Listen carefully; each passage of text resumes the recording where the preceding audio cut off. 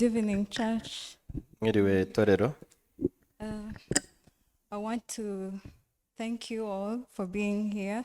It's Ndashaka- been a while since I've been here. Ndashaka kubashimira ko mwese muranga kandi nshimana ko nanjye ndi hano hantu. I've been planning to testify since last week on Sunday, Nagambiriye gutanga ubuhamya guhera icyumweru gishize, but it kept on changing my time of testifying according to the church programs. ariko byagiye bihindurwa na gahunda z'itorero. Today I wasn't ready to testify because I wanted to testify on Sunday, Maze n'uyu munsi ntabwo niteguye ko ntanga ubuhamya ariko nifuza ko nabutanga ku iteraniro ryo ku cyumweru. but because I was on the program to lecture the kids on Sunday for the Sunday school. Ariko kubera ko ndi kuri gahunda yo kuzigisha abana bo ku cyumweru, While I was thinking about, I remembered someone told me on the 31st I will be the one to lecture the kids. kuko nibutse neza ko Samwima yarambwiye ko ari jye nzabwiza kuri 31. So I thought about testifying today. Nahisemo rero gutanga ubuhamya uno munsi. I'm a bit nervous, Ndasa naho mfite ubwoba, but I will testify through these two scriptures in the Bible. ariko 1 Corinthians ariko ni handi ndabasangiza ubuhamya ngendeye ku jambo ry'Imana mu Bakorinto ba mbere. 1 Corinthians chapter 8 verse 2 to 3. Abakorinto ba mbere 8. I think he will read in Kinyarwanda. Turaza gusoma mu Kinyarwanda. Abakorinto ba mbere Chapter 8 verse 2 to 3. 8 guhera ku murongo ambeza ku wa gatatu. Reka dusome mu Kinyarwanda. Abakorinto ba mbere 8 guhera ku murongo ambeza ku wa gatatu. Umutwe w'amagambo uravuga ngo ibyerekeye inyama zatekesherejwe ibishushanyo bisengwa. Ibyerekeye ku byaterekerejwe ibishushanyo bisengwa turabizi kuko twese twahawe ubwenge.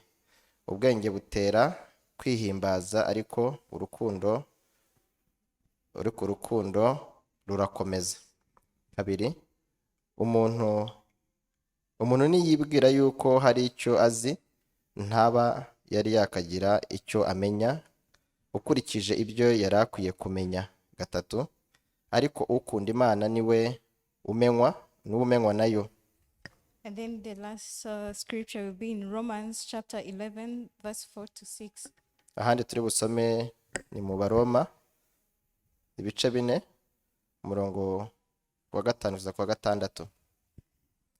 I don't know if the time will be enough for me, but I have a lot to testify because I've been challenged through my life a lot.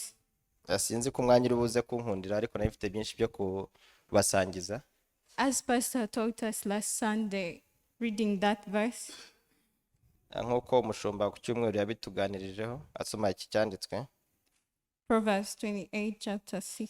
Ayasomye Chapter 28 verse 26. ayasomye imigani mu bice 28 umurongo wa 6. He said, whenever you value something, it gets control over you. Yatubwiye yuko ikintu cyose uhaye agaciro mu bigaragara aricyo kikuyobora. You value that thing every time to time. Kubera ko ubugiye agaciro igihe cyose. I used to value every problem that came towards me. Nanjye nuko nakunda guha agaciro ibitekerezo byanzagamo muri jewe. My obstacles, my problems, family issues. Ibyo mu muryango ibyanjye bwite. Yeah, because me growing up, it wasn't very easy for me. Kubera ko imikurire yanjye ntabwo yari yoroshye. Because when I was young, my father used to travel a lot. Nkiri umwana data yakundaga gukora ingendo zitandukanye. So in my life, I never lived with a woman to direct me. Byatumye rero ntabona umuntu wo kunyobora mu buzima bwanjye nkiri muto. Because I was only surrounded by my dad and the maids. Inshuro nyinshi nabaga ndi kumwe na papa. This church told me to speak the truth in my heart. Iri torero ryangisha kuvuga ukuri ko mu mutima wanjye. The way I feel about things. Uko numva ibintu kose. I used to condemn myself a lot. Nakunda kwiciraho iteka inshuro nyinshi. Because I thought I wasn't enough for anything. Numvaga ntahagije kuri buri kintu. But in the eyes of God, the Bible says I'm enough. nyamara ijambo ry'Imana rimbwira ko mpagije. However much the pastor tells us that we are the first, it's so hard to believe sometimes. Kandi inshuro nyinshi umushumba twigisha ko dukwiye kujya twatura ko dushoboye inshuro nyinshi. So I've been sick and hospitalized over and over, Nigeze kurwara inshuro nyinshi nkahora ndi mu bitaro, but someone in call never left my side. ariko umufasha w'umushumba akababwira ko ari mu ruhande rwanjye. Yeah, there are times that even my family couldn't come along Kandi icyo gihe byatumaga n'umuryango wanjye utabasha kunshyikaho because I'm this person who always faces challenges and problems, and I don't want to stress other people.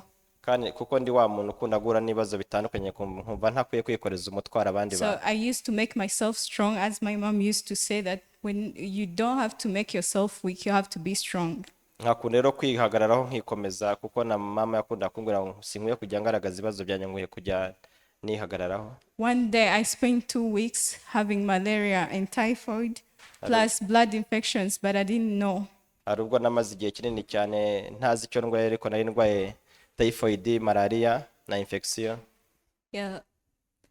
At work, I could keep working and working, but in my body I was very weak. Nakumva kwihagararaho nkajya mu kazi nkakora, ariko mu mubiri wanjye nkumva ndacika intege buri gihe. One day when I rose up, I fainted. Igihe kimwe rero nagiye guhaguruka, nuko ngo igihumure. I felt it inside of me. I felt that I'm very weak, but I could push myself. Nabwo naribwiye yuko nubwo ncitse intege ariko nkwiye kugerageza nkagenda. That time I couldn't think about God. I couldn't pray Icyo gihe ntabwo nigeze nibuka ibyo gusenga rwose, because I was very tired. kuko numvaga naniwe cyane. Sometimes I feel like God, it's not good to say like this, but sometimes I felt like God has ignored me for all. Nubwo atari byiza ko nabivuga gutya, ariko inshuro nyinshi niyumvisha ko Imana itari mu ruhande rwanjye yantaye. But I remembered someone told me, whenever you face many obstacles and problems, that means God wants to show you something great. Ariko nanone nkibuka impanuro umufasha w'umushumba yambwiye yuko igihe cyose nzajya mbona nazengurutswe n'ibibazo, njye menya ko ari cyo gihe cyiza Imana igiye kunkorera. I'm not so old and I'm not so young, Ntabwo ndi mukuru cyane, ariko sindi n'umwana. but I thank God for the people around me who see something in me that I can't even see. Ariko ndashimira Imana, Imana yampaye abantu uruhande rwanjye bandebera n'ikidakwiye bakakimbwira. I never thought I could manage any hotel, Ntabwo nari nzi ko ndi umuntu wabasha kuba najera hoteli, but God gave me those blessings. ariko Imana yampaye ubwo budahangarwa bwose. I want to say, God said He gave me beauty for the ashes. Imana yampaye umutima wo kuyobora abasha. He gave me the unfair things that I'm not even worthy for. Yagiye impa ibintu kandi nareba nkasanga ntabyo nigeze mparanira na gato. But He said I have to do my part and keep walking through the valley. Hanyuma nkavuga yuko nkwiye gukomeza gushyiramo imbaraga kandi nkagacira ibyo Because nkora, the enemy always makes us stuck.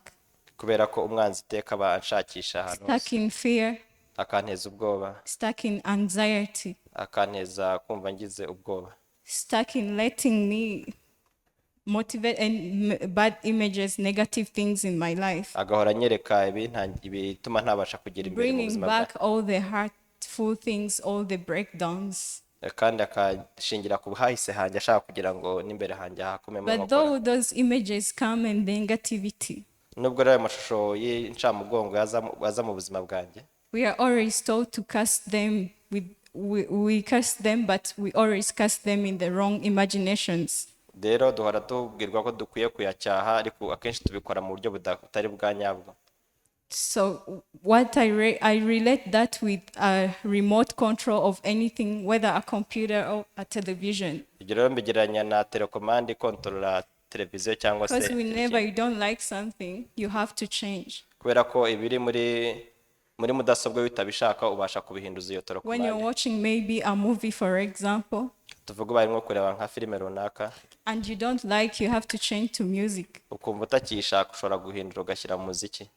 So I have faith that I believe that whenever trouble comes, I have that faith that I have to change that in my thought, in my mind, according to the lectures we get here.